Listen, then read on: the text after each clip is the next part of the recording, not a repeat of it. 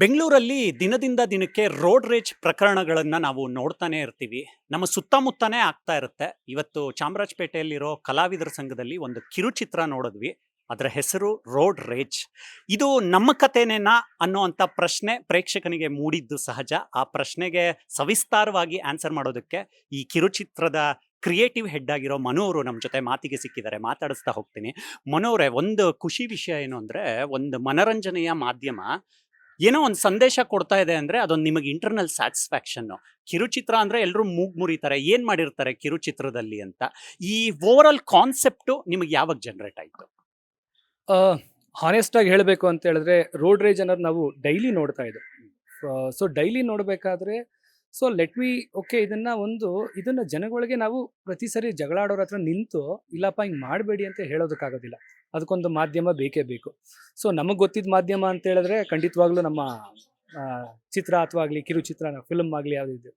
So ನಾವು ಫಿಲ್ಮ್ಸಲ್ಲೇ ಇದ್ದಿದ್ದರಿಂದ ನಮ್ಮ ತಮ್ಮನಿಗೆ ಒಂದು ತುಂಬ ಒಳ್ಳೆ ಐಡಿಯಾ ನನಗೊಂದ್ಸರಿ ಬೌನ್ಸ್ ಮಾಡ್ದೆ ಇದನ್ನು. ಏನಂತ ಹೇಳಿದ್ರೆ ಇದು ಹಿಂಗಿದೆ ನೋಡಿ ಅಂತ, ಇನ್ಕ್ಲೂಡಿಂಗ್ ಸ್ಕ್ರೀನ್ ಪ್ಲೇ ಸಮೇತ ಬೌನ್ಸ್ ಮಾಡ್ದೆ. ನಾನು ಹೇಳಿದೆ ಇಲ್ಲ ತುಂಬ ಚೆನ್ನಾಗಿದೆ, ಸೊ ಇದನ್ನು ಮಾಡಬೇಕು, ಇದನ್ನು ರೀಚ್ ಮಾಡಬೇಕು ಅನ್ನೋದು ಅಂದಾಗ ಲಕ್ಕಿಲಿ ನನ್ನ ವೈಟ್ ಅಂತ ಏನು ನಾನು ನಿರ್ದೇಶನ ಮಾಡಿದ್ದೆ ಪ್ರಥಮ ಬಾರಿಗೆ, ಅದೇ ಪ್ರೊಡ್ಯೂಸರು ಈ ಕಾನ್ಸೆಪ್ಟ್ನ ಮೆಚ್ಚಿ ಪ್ರೊಡ್ಯೂಸ್ ಮಾಡಿದ್ರು. ಅದು ಫಸ್ಟು. ಸೊ ಆ್ಯಸ್ ಯೂಶುವಲ್ ನಿಮ್ಮ ಕ್ವಶನ್ಗೆ ಹೇಳಬೇಕಂತ ಹೇಳಿದ್ರೆ ಹೌದು, ಇದು ನಮ್ಮ ಕಥೆನೇ. ಇದು ನಮ್ಮ ಕಥೆನೇ. ಯಾಕೆ ಅಂತ ಹೇಳಿದ್ರೆ ತಾಳ್ಮೆ ಅನ್ನೋದು ರೋಡಲ್ಲಿ ಎಷ್ಟು ಮುಖ್ಯ ಆಗುತ್ತೆ ಅನ್ನೋದು ನಿಮ್ಗೆ ಏನಂದ್ರೆ, ಈಗ ಇತ್ತೀಚಿನ ದಿನಗಳಲ್ಲಿ ಒಂದು ಆಶ್ಚರ್ಯವಾದ ಒಂದು ಏನಂತ ಹೇಳಿದ್ರೆ ಇದಕ್ಕೆ ಒಂದು ಸಂಗತಿ ಏನಂತ ಹೇಳಿದ್ರೆ, day by day road rage increase ಆಗ್ತಾ ಇದೆ. ಆಮೇಲೆ ರೋಡ್ ರೇಜ್ ಅನ್ನೋದು ನಾವು ಯಾವತ್ತೂ ಎಲ್ಲೂ ಕೇಳಿಲ್ಲ ನಾವು, ಫಸ್ಟ್ ಆಫ್ ಆಲ್. ಬಟ್ ಇವತ್ತು ನೋಡ್ತಾ ಇದೀವಿ, ದಿನ ನೋಡ್ತಾ ಇದೀವಿ, ಇನ್ಸ್ಟಾಗ್ರಾಮಲ್ಲಿ ನೋಡ್ತಾ ಇದೀವಿ, ಯಾರೋ ಹೊಡಿತಾ ಇದ್ದಾನೆ. ನಾನು ಯಾವಾಗಲೂ ಯಾಕೆ ಇದು ಇಷ್ಟೊಂದು ಇನ್ಸ್ಪೈರ್ ಆಯಿತು ಅಂತ ಹೇಳಿದ್ರೆ, ಪಾಪ ಯಾರೋ ಒಬ್ಬ ಮೊನ್ನೆ ಒಂದು ಮದ್ದೂರಲ್ಲಿ ನಡೆದಂಥ ಒಂದು ಇನ್ಸಿಡೆಂಟ್ ಅಂತೂ ತುಂಬ ಹಿಂಗೆ ಅಂದರೆ ತುಂಬ ಕ್ರೌರ್ಯವಾಗಿತ್ತು. ಅಂದರೆ ಅಷ್ಟೊಂದು ಕ್ರೌರ್ಯ ಡೆವಲಪ್ ಆಗುತ್ತೆ ಒಂದು ಸಣ್ಣ ಒಂದು ಗಾಡಿ ಟಚ್ ಆದಾಗಲಾಗಲಿ ಮತ್ತು ಇನ್ನೊಂದಾಗಲಿ ಅನ್ನೋದೊಂದು ನಮಗೆ ಪ್ರಶ್ನೆ ಮೂಡಿದ್ದು. ಅಕ್ಕಿಲಿ ನಾವು ಯೋಚನೆ ಮಾಡಿದ್ದು ಒಂದು 2 ವರ್ಷದ ಹಿಂದೆ. ಬಟ್ ಇವತ್ತವರೆಗೂ ಅದು ಕರೆಂಟ್ ಅಫೇರ್ಸ್ ಥರ ನಡೀತಾನೇ ಇದೆ. ಅದು ಇನ್ನು ಮುಂದೆ ಕಂಟಿನ್ಯೂ ಆಗುತ್ತಾ ಅನ್ನೋದು ಒಂದು ಭಯನೂ ಕೂಡ ನಮಗೆ ಒಂಥರ ಬೇಜಾರಾಗ್ತಾ ಇದೆ, ಭಯನೂ ಆಗ್ತಾ ಇದೆ ಅದನ್ನು. ಸೊ ಆವಾಗ ನಾವು ನಿರ್ಧಾರ ಮಾಡಿದ್ದೇನೆಂದರೆ ಇದನ್ನು ಕಿರುಚಿತ್ರ ಮಾಡಿ ಇದನ್ನು ಬಿಡಬೇಕು ಅಂದಾಗ ನಾವು ಮಾಡಾದ್ಮೇಲೆ ನೀವೇ ನೋಡಿದ್ರಲ್ಲ, ರಿಯಾಕ್ಷನ್ಸ್ ಎಲ್ಲ ತುಂಬ ಅದ್ಭುತವಾಗಿತ್ತು. ಎಲ್ಲರೂ ತುಂಬ ಸಂತೋಷಪಟ್ಟರು. ಸೊ ಇದು ಸರಿಯಾದ ರೀಚ್ ಯಾರ ಮುಖಾಂತರ ಹೋಗಬೇಕು ಅಂತ ಅಂದಾಗ ನಮಗೆ ಬಂದಿದ್ದು ಪೊಲೀಸ್ ಡಿಪಾರ್ಟ್ಮೆಂಟ್. ಸೊ ನಮ್ಮ ಪುಣ್ಯ ಏನೋ, ನಮ್ಮ ಲಕ್ ಏನೋ, Shri Seemanth Kumar sir IPS commissioner of police ಅವರು ಇದನ್ನು ನಾವು ತೋರಿಸಿ ಅಪ್ರೋಚ್ ಮಾಡಿದಾಗ ಲಿಟ್ರಲಿ ನಮ್ಗೆಲ್ಲರಿಗೂ ಅಪ್ರಿಷಿಯೇಟ್ ಮಾಡಿದ್ರು. You done a wonderful job, ತುಂಬ ಈ ರೀತಿ ಯೋಚನೆ ಮಾಡಿದ್ದೇ ಒಂದು ಅದ್ಭುತ ಅಂತ ಹೇಳಿ. ಸೊ ನೀವೇ ನೋಡಿದ್ರಿ, ಅವರೇ ಬಂದು ಇದನ್ನೆಲ್ಲ ರಿಲೀಸ್ ಮಾಡಿದಾಗಂತೂ ಒಂದು ರೈಟ್ ಕಾನ್ಸೆಪ್ಟ್, ಒಂದು ರೈಟ್ ಪ್ಲ್ಯಾಟ್ಫಾರ್ಮ್ಗೆ ಒಬ್ಬರು ರೈಟ್ ಪರ್ಸನ್ ಹತ್ರ ರೀಚ್ ಆಗಿದೆಯಲ್ಲ, ಅದು ನಮ್ಮ ಸಾರ್ಥಕತೆ. ಅದೇ ರೀತಿ ಜನಗಳಿಗೂ ಇದನ್ನು ತಲುಪಿದ್ರೆ ಭಾಳ ಸಂತೋಷ ಅಂತ ನಾನು ಇಷ್ಟಪಡ್ತೇನೆ. ಮನೋರೆ, ತುಂಬಾ ಸಲ ತುಂಬಾ ವೇದಿಕೆಗಳಲ್ಲಿ ಏನಾಗುತ್ತೆ, ನಮ್ಮನ್ನ ನಾವೇ ಪ್ರಶ್ನೆ ಮಾಡ್ಕೊಳ್ಬೇಕಾ ಅಂತ. ಈ ಸಮಾಜದಲ್ಲಿ ಸಮೂಹ ಜೀವಿಗಳಾಗಿ ಬದುಕ್ತಾ ಇದೀವಿ ನಾವು. ನಿಮಗೊಂದು ಸಣ್ಣ ಉದಾಹರಣೆ ಕೊಡ್ತೀನಿ. ನಮ್ಮ ರಿಯಲ್ ಲೈಫಲ್ಲೇ ಆದಂಥ ಘಟನೆ. ಮಲ್ಲೇಶ್ವರಂ ಮಂತ್ರಿ ಮಾಲ್ ಹತ್ರ ಒಂದು ಇನೋವಾ ಕಾರ್ ಹೋಗ್ತಾ ಇರುತ್ತೆ. ಇಬ್ರು ಬೈಕಲ್ಲಿ ಹೋಗ್ತಾ ಇರ್ತಾರೆ. ಏನೋ ಸೈಡಲ್ಲಿ ಮಿರರ್ ಟಚ್ ಆಗ್ಬಿಟ್ಟಿರುತ್ತೆ, ಸಿಗ್ನಲ್ಲು ಪಾಸ್ ಆಗಿರುತ್ತೆ.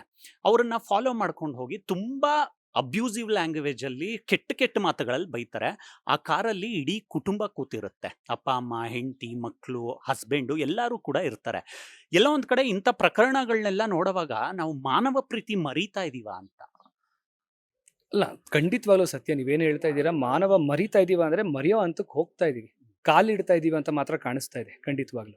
ರೀಸನ್ ಏನಂದರೆ, ನೀವು ಹೇಳಿದಾಗೆ ಒಂದು ಕುಟುಂಬದಲ್ಲಿ ಅಪ್ಪ ಬಂದ್ಬಿಟ್ಟು ಹೀರೋ, ಮಗಳಿಗೆ ಹೀರೋ, ಮಗನಿಗೆ ಹೀರೋ, ಹೆಂಡತಿಗೆ ಹೀರೋ.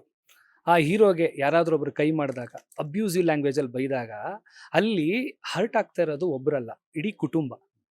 ಸೊ ಒಂದು ಮಾನವೀಯತೆ ಪ್ರಶ್ನೆ ಆದರೆ ಇನ್ನೊಂದೇನಾಗುತ್ತೆ ಅಂತ ಹೇಳಿದ್ರೆ, ವೈ, ಯಾಕಿದು, ಇಟ್ ವಾಸ್ ನಾಟ್ ನೆಸೆಸರಿ. ಆದರೂ ಯಾಕೆ ಅಂತ ಹೇಳಿದ್ರೆ ಇಮಿಟೇಷನ್ ಅಂತ ಹೇಳ್ತಾರೆ.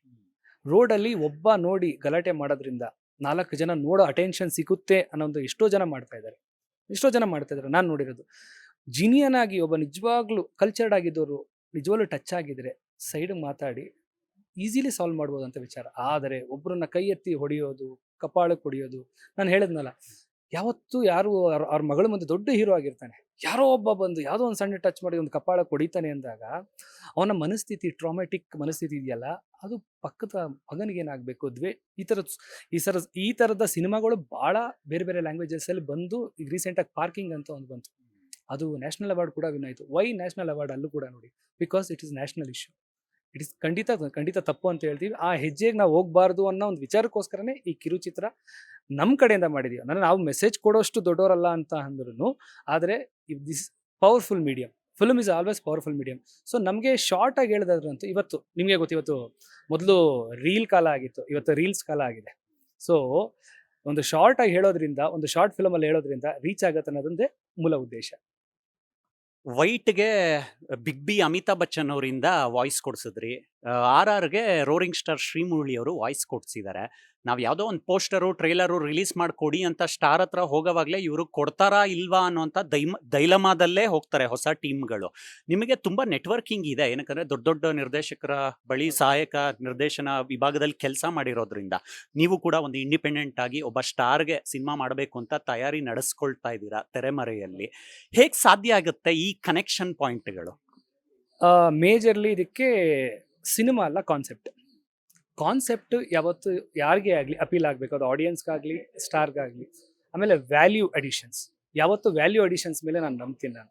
ಸೊ ಯಾರೇ ಒಬ್ಬರು ವಾಯ್ಸ್ ಓವರ್ ಮಾಡ್ತಾರೆ, ಯಾರೇ ಒಬ್ಬರು ಸಿನಿಮಾ ಮಾಡ್ತಾರೆ ಅಂದರೆ ನಾನು ಹೇಗೆ ವ್ಯಾಲ್ಯೂ ಆ್ಯಡ್ ಮಾಡಲಿ, ನಮ್ಮ ಒಂದು ಸ್ಟಾರ್ಡಮ್ ಆಗಲಿ, ನಮ್ಮ ಒಂದು ರೀಚ್ ಆಗಲಿ, ನಮ್ಮ ಒಂದು ಯಾವುದೇ ರೀತಿಯಾದ ಒಂದು ವಾಟ್ ಯು ಕಾಲ್ ರೀಚ್ನ ನಾವು ತಲುಪಿಸ್ಬೇಕಂತ ಹೇಳಿದ್ರೆ ಮಾಧ್ಯಮ ಯಾವ ರೀತಿ ಅಂದಾಗ ಒಂದು ಕಾನ್ಸೆಪ್ಟೇ ಫಸ್ಟ್ ಮಾತಾಡಬೇಕು. ದೆನ್ ಎವ್ರಿಥಿಂಗ್ ಪರಿಚಯ ಆಗಲಿ, ಪರಿಚಯ ಇದ್ದ ತಕ್ಷಣ ಎಲ್ಲವೂ ಯಾರು ವಾಯ್ಸ್ ಓವರ್ ಆಗಲಿ ಇನ್ನೊಂದಾಗಲಿ ಇದಲ್ಲ, ಅದು ಎಕ್ಸೈಟ್ ಆಗಬೇಕು ಅವ್ರಿಗೆ. ಸೊ ನಾವು ಯಾವಾಗಲೂ ಕಾನ್ಫಿಡೆನ್ಸ್ ಇದ್ದಿದ್ದು ನಮಗೆ ಓಕೆ ನಮ್ಮ ಕಾನ್ಸೆಪ್ಟ್ನ ಪ್ರೆಸೆಂಟ್ ಮಾಡೋಣ. ಸೊ ದೆನ್ ಯು ಡಿಸೈಡ್ ಅಂದಾಗ ಶ್ರೀಮುರಳಿ ಸಾರು ಅಷ್ಟೇ ಎಂಥ ಅದ್ಭುತ ಅಂತ ಹೇಳಿದ್ರೆ ಯು ವೋಂಟ್ ಬಿಲೀವ್. ಅವರು ಎಷ್ಟು ಅಂತ ಹೇಳಿದ್ರೆ ಏನು ಮಾಡಬೇಕು ಹೇಳಿ, ಯಾವ ರೀತಿ ಅಂದ್ರೆ 2 ಅವರ್ ಸ್ಪೆಂಡ್ ಮಾಡಿ ನಮ್ಮ ಹತ್ರ ಡೈಲಾಗ್ ಬೈ ಹೆಟ್ ಮಾಡಿ ಒಂದು ವಾಯ್ಸ್ ಓವರ್ ಕೊಡೋದಿದೆಯಲ್ಲ, ಅದು ಅನ್ಬಿಲೀವಬಲ್. ಯಾಕೆ ಅಂತ ಹೇಳಿದ್ರೆ ವಾಪಸ್ ತಿರುಗಿ ನೋಡಿದಾಗ ವ್ಯಾಲ್ಯೂ. ಇದು ಒಂದು ಸಂದೇಶ, ಒಂದೇ ಒಂದು ಸಂದೇಶ ಯಾರಿಗೋ 4 ಜನಕ್ಕೆ ತಲುಪಿದ್ರೆ, 4 ಜಗಳ ನಿಲ್ಲಿಸಿದ್ರೆ ಈ ಸಂದೇಶ ಎಷ್ಟು ರೀಚ್ ಆಗಿಬಿಡುತ್ತೆ ಅನ್ನೋದೊಂದೇ ಶ್ರೀಮುರಳಿ ಅವ್ರದ್ದಾಗಿತ್ತು. ಮನೋರೆ, ನೀವು ಬೆಂಗಳೂರಲ್ಲಿ ಕಾರ್ ಓಡಿಸ್ತೀರಾ, ನಿಮಗೆ ಯಾರೇ ಡ್ರೈವರ್ ಇಲ್ಲ, ನೀವೇ ಡ್ರೈವ್ ಮಾಡಿಕೊಂಡು ಹೋಗ್ತೀರಾ. ನೀವು ಪ್ರತಿದಿನ ಬೆಳಗ್ಗೆ ಎದ್ದು ರೆಡಿಯಾಗಿ ಕಾರ್ ಕೀ ಹಾಕಿ ಗಾಡಿನ ಸ್ಟಾರ್ಟ್ ಮಾಡೋವಾಗ ನಿಮ್ಮ ಮನ್ಸಿಗೂ ಬರುತ್ತಾ ಎಲ್ಲಾದರೂ ಹೋಗಿ ನನಗೂ ಕೂಡ ಈ ಥರ ಕಿರಿಕ್ ಆಗ್ಬೋದು ಅಂತ? ಇಲ್ಲ, ಖಂಡಿತ. ಬಿಕಾಸ್ ಆಫ್ ಯಾಕೆ ಆಗ್ತಾ ಇದೆ ಅಂತ ಒಂದು ಕ್ವಶನ್ ಮಾಡ್ಕೊಂಡ್ರೆ very simple answer. Because of traffic, because of tension. So ಒಂದು 10 ನಿಮಿಷ ಹೋಗ್ಬೇಕಾದ ಜಾಗದಲ್ಲಿ ಅರ್ಧ ಗಂಟೆ ಅಂತಂದ್ರೆ ಯಾರೇ ಒಬ್ಬ ಮನುಷ್ಯನಿಗೆ ಇರಿಟೇಷನ್ ಆಗುತ್ತೆ. ಆಲ್ರೆಡಿ ಅವನ ಇರಿಟೇಷನ್ ಇದ್ದೇ ಇರ್ತಾನೆ ಬಿಕಾಸ್ ಆಫ್ ಟ್ರಾಫಿಕ್. ಯಾವಾಗ ಆ ಟ್ರಾಫಿಕ್ಕು ಇನ್ನೂ ಸ್ವಲ್ಪ ಜಾಸ್ತಿ ಆಗುತ್ತೆ, ಅದರಲ್ಲಿ ಯಾವುದೋ ಒಂದು ಟಚ್ ಆಗೋದಾಗ್ಲಿ ಮತ್ತೊಂದು ಆದರೆ ಆಬ್ವಿಯಸ್ಲಿ ಅದೇನಾಗುತ್ತೆ, ಅವ್ರಿಗೆ ಟ್ರಿಗರ್ ಆಗುತ್ತೆ. 100% ಎಲ್ರಿಗೂ, ನಮಗೆ ಅಂತಲ್ಲ ಎಲ್ಲ ಮನುಷ್ಯರಿಗೂ ಟ್ರಿಗರ್ ಆಗತ್ತೆ. ಬಟ್ ಅದನ್ನ ಟ್ರಿಗರ್ನ ನಾವು ರೋಡ್ ಮೇಲೆ ಬಿಡ್ತೀವ ಅಥವಾ ಬೇರೆ ರೀತಿ ನಾವು ಕನ್ವೆ ಮಾಡ್ತೀವ ಅನ್ನೋದು ಅದು ನಮ್ಮ ಕೈ ಸಂಪೂರ್ಣವಾಗಿ ನಮ್ಮ ಕೈಲಿದೆ. ಈ ನಮ್ಮ ಕೈಲಿರೋದನ್ನ ನಾವು ಅದಕ್ಕೆ ನಾವು ಹೇಳ್ತಾ ಇದೀವಿ, ಇದು ನಮ್ಮ ಜವಾಬ್ದಾರಿ ಅಂತ ಇದೀವಿ. ನಿಮ್ಮ ಜವಾಬ್ದಾರಿ ಅಂತ ಹೇಳ್ತಾ ಇಲ್ಲ, ಇದು ನಮ್ಮ ಜವಾಬ್ದಾರಿ. ಸೊ ನಾವು ಎಷ್ಟು ಜವಾಬ್ದಾರಿಯಾಗಿ ಎಷ್ಟು ಕೋಪನ ನಾವು ಕಂಟ್ರೋಲ್ ಮಾಡ್ಕೊ, ಬಿಕಾಸ್ ಕೋಪ ಎಲ್ರಿಗೂ ಬರುತ್ತೆ. ಕೋಪ ಯಾವ ಹಂತಕ್ಕೆ ಬರುತ್ತೆ ಅನ್ನೋದು ಇಂಪಾರ್ಟೆಂಟ್. ಈಗ ನಾವು ನಿಮಗೂ ಆಗಿರುತ್ತೆ, ನಮಗೂ ಆಗಿರುತ್ತೆ, ಅಂತ ಬೈದಿರ್ತೀವಿ, ಯಾರು ಕೆಟ್ಟ ಮಾತಲ್ಲಿ ಬೈದಿರ್ತೀವಿ, ಎಲ್ಲ ಆಗಿದೆ. ಆದರೆ ಹಂತ ಮೀರಬಾರ್ದು. ಇಲ್ಲಿ ಪ್ರಾಬ್ಲಮ್ ಆಗ್ತಾ ಇರೋದು ರೀಸೆಂಟ್ ಡೇಸಲ್ಲಿ ಒಂದು ಹಂತ ಕ್ರಾಸ್ ಆಗಿದೆ, ಅದೇ ದೊಡ್ಡ ಇಶ್ಯೂ ಆಗ್ತಾ ಇರೋದು. This is a major issue ಅಂತ ನನಗನ್ಸಿದ್ದು. ಇದು ಆಗಬಾರ್ದು. ಬಿಕಾಸ್ ನಾನು ಆಗಲೇ ಹೇಳಿದ್ನಲ್ಲ, ಯಾರದೋ ತಂದೆ ಮಗಳಿಗೆ ಹೀರೋ, ಈಗ ಹೆಂಡತಿಗೆ ಹೀರೋ, ಆ ಹೀರೋಗೆ ತೊಂದರೆ ಆಗ್ತು ಅಂತ ಹೇಳಿದ್ರೆ traumatic situation. So for example, ಎಲ್ಲ ಒಂದು ಎಕ್ಸಾಂಪಲ್ ಹೇಳ್ತೀನಿ. ಒಂದು ಆಫೀಸ್ಗೆ ಹೋಗ್ತಾ ಇರ್ತೀರಾ, ಇಟ್ಸ್ ಅನ್ನೆಸೆಸರಿ, ನೀವು ಏನೋ ಒಂದು ಹೋಗ್ತಾ ಇದ್ದೀರಾ, ನಿಮ್ಮ ಸಂಪೂರ್ಣ ಕೋಪ ಆ್ಯಂಗರ್ ಬಂದ್ಬಿಟ್ಟು ತುಂಬ ಒಂಥರ ಇಂಟೆನ್ಸ್ ಎನರ್ಜಿ ಅಂತ, ನೀವೆಲ್ಲ ಎನರ್ಜಿ ರೋಡ್ ಮೇಲೆ ಬಿಟ್ಟು ಹೋಯ್ತು ಅಂತ ಹೇಳಿದ್ರೆ ಬೇರೆ ಕಡೆಗೆ ಆ ಎನರ್ಜಿ ನೀವು ಖಂಡಿತವಾಗ್ಲೂ 100% ಇದನ್ನ ಏನು ಹೇಳಿ ಬೇರೆ ಎನರ್ಜಿ, ನೀವು ಪಾಸಿಟಿವ್ ಎನರ್ಜಿ ಹಾಕೋದಕ್ಕಾಗೋದಿಲ್ಲ ಅಂತ ನನ್ನೊಂದು ಒಪಿನಿಯನ್ ಇದು. ನಾನು ಇತ್ತೀಚೆಗಷ್ಟೇ ಡೆಲ್ಲಿಗೆ ಹೋಗಿದ್ದೆ ರಾಮಾಯಣ ಟ್ರೈಲರ್ ಲಾಂಚ್ಗೆ. ನಮಗೆ ಕನ್ನಡಿಗರಾಗಿ ಒಂದು ಖುಷಿ, ಯಶ್ ಅವ್ರನ್ನ ರಾವಣನಾಗಿ ಅಷ್ಟು ಭಯಂಕರವಾಗಿ ತೆರೆ ಮೇಲೆ ನೋಡೋದಕ್ಕೆ. ಅದಾದಮೇಲೆ ಕಪಾಲಿ ಥಿಯೇಟ್ರಲ್ಲಿ ಟಾಕ್ಸಿಕ್ ಟ್ರೈಲರ್ ರಿಲೀಸ್ ಆಗುತ್ತೆ. ಇಂಡಸ್ಟ್ರಿಯಲ್ ಟಾಕ್ಸಿಕ್ ಬಗ್ಗೆ ಯಾವ್ಯಾವ ಥರ ಮಾತುಗಳು ಬರ್ತಾ ಇದೆ ನೀವು ನಿಂತ್ಕೊಂಡು ನೋಡ್ತಾ ಇದ್ದೀರಾ. ಸಾಮಾನ್ಯವಾಗಿ ದೊಡ್ಡ ದೊಡ್ಡ ಕನಸುಗಳು ತುಂಬ ಟೈಮ್ ತಗೊಳುತ್ತೆ ಅಂತ ಹೇಳ್ತಾ ಇರ್ತೀವಿ ನಾವುಗಳು. ಸಿನಿಮಾ ಮೇಕರ್ಗಳಿಗೆ ಗೊತ್ತಿರುತ್ತೆ ಇನ್ಸೈಡ್ ಕಷ್ಟಗಳು ಏನಾಗಿರುತ್ತೆ ಅಂತ. ಟಾಕ್ಸಿಕ್ ಯಾಕೆ ಲೇಟ್ ಆಯಿತು ಅನ್ಸುತ್ತೆ ನಿಮಗೆ? ಈಗ ನಾವು ರೀಸೆಂಟ್ KGF ರಿಲೀಸ್ ಆದಾಗ ಯಶ್ ಸರ್ ಒಂದು ಮಾತು ಹೇಳೋರು, ನನಗೆ ಇನ್ನೂ ತಲೆಯಲ್ಲಿ ನೆನಪಿದೆ. ಮನೆ ಕಟ್ಟಕ್ಕೆ ಸ್ವಲ್ಪ ಲೇಟ್ ಆಗ್ಬೋದು, ಅರಮನೆ ಕಟ್ಟಕ್ಕೆ ಜಾಸ್ತಿ ಟೈಮ್ ಬೇಕು ಅಂತ ಹೇಳಿದರು.